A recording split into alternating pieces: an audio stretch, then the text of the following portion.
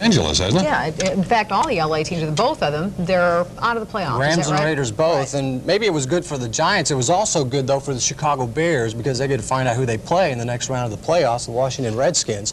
The New York Giants may have backed their way into the playoffs. They did lose to St. Louis and New Orleans in the final 2 weeks of the regular season, but yesterday, Coach Bill Parcells took a giant step forward into the NFC wild card game. They'll go on to the divisional playoffs. They beat the Rams 16-13 and move on to San Francisco. Eric Dickerson fumbles, and that helps the Giants get their only touchdown of the game in the first quarter, and it didn't come easy. Rob Carpenter tries to go over, but he's denied the end zone on this play.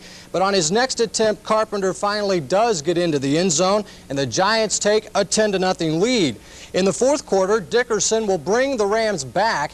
This is 14 of the 107 yards he would pick up rushing for the day. He gets the touchdown for Los Angeles, 16-10 Giants at that point.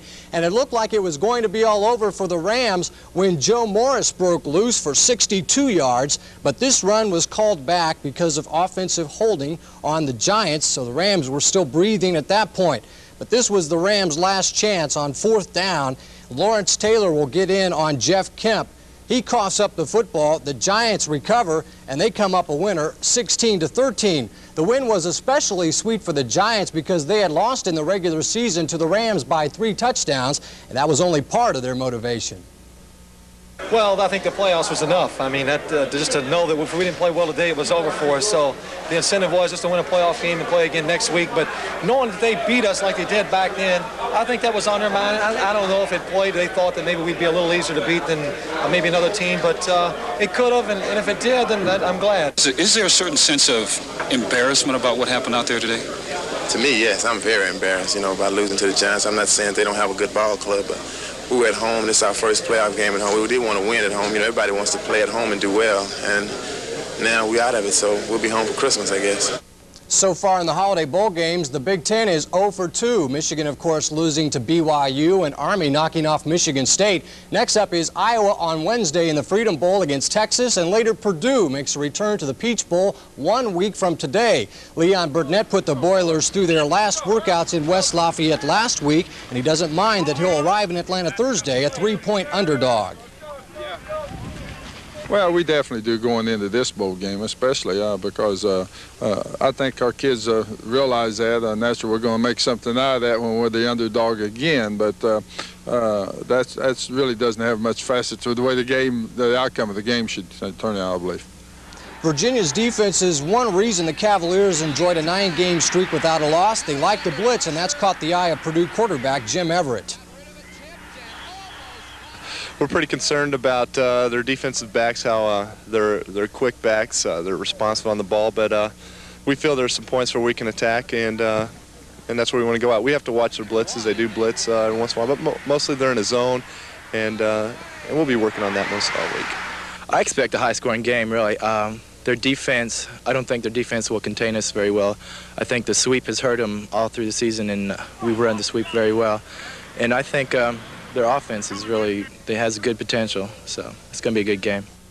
It's not going to be as merry of a Christmas as it could have been for the Indiana Pacers. They went into the weekend hoping to extend a 2-game winning streak, and they came out of it with a 2-game losing streak coming against probably the best and the worst teams in the league.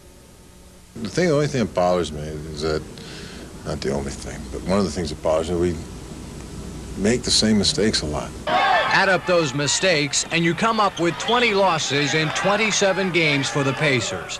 The most consistent thing about this team now is how they're losing. Against Boston and Cleveland over the weekend, the Pacers came out blazing, built up a big lead, and then something happened. I lack concentration, every possession, whether it's defense or offense, I think, we lose concentration a lot. Concentration in shot selection lately. The Pacers have been forcing the ball up too quickly. I don't mind us shooting the ball from outside if we've at least explored taking the damn ball to the basket or getting the ball inside and making them change defensively. But in the game Saturday with Cleveland, it was the Pacers who had to alter their defense. Instead of building on a 16-point second quarter lead, Vern Fleming and Tony Brown were scrapping to make up a 12-point fourth quarter deficit, which proved to be too much. Do you hear some of the things he says? Is it just hard sometimes to execute? That's what it is, man. I think lack of execution. I think everybody understand what the coach wants us to do out there, just that going out there and doing it. It's just consistency is the thing with me, and it's mainly what I have to concentrate on, going out every night and playing hard and playing aggressive, and it's something I really haven't been doing this season yet, and something that, that I'm aware of, and just going to have to, just keep pressing on. Maybe it's a positive sign that the Pacers at least recognize their problems, but are they capable of taking the next step and correcting them? I still think we're on a course that is improving. It doesn't always show up in the wins and losses, but I think, our graph is improving. We're getting better as players and individuals. I'd like to see us do it a little bit, as individuals and as a team. I'd like to see us do it a little bit quicker. If they don't start doing it quick, the prospectus isn't very good. 6 of the Pacers' next 7 games are on the road. Their next chance is Wednesday night in Washington. The Pacers have already lost both of their games with the Bullets this season. The NBA has a day off today, so let's take a few moments and relive some of the best moments from the past.